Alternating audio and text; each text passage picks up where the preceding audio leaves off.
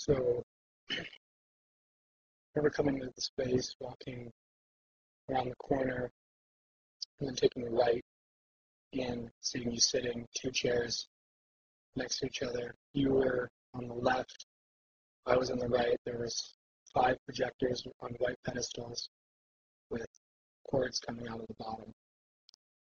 And each uh, projector had its own frame on the wall, and they were all different sizes.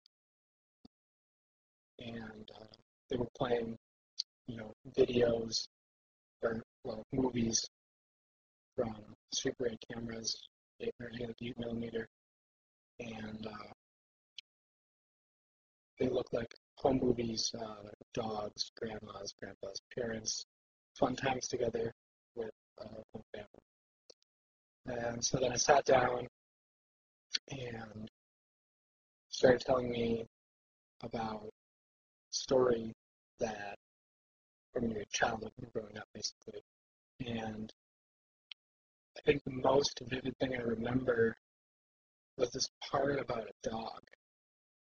And I was a little, I didn't know how, well, at that point I thought that you rehearsed the whole thing all the way through, a million times because the video was kind of syncing up with, or the movies were syncing up with what you were telling me.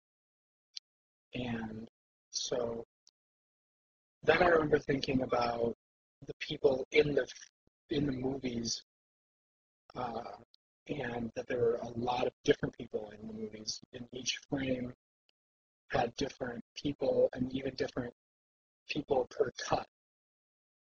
And then I thought that was a little off-putting, but I didn't really put it all together. I also remember it being winter time because I had my wool jacket on and I got really hot, and a scarf that the scarf off. I think you had on black pants, white shirt, long sleeve, maybe even a black tie, maybe not. Black shoes. The chairs were stools with backs, black metal wood seats. The projectors were all just kind of regular, gross projector colors, dark, nasty green and brown. And I also remember just like really vividly hearing the clicking of the films going through and watching the film loop as it went. And I remember coming back to it later and noticing the tapes, the splice marks from connecting the loops on the film.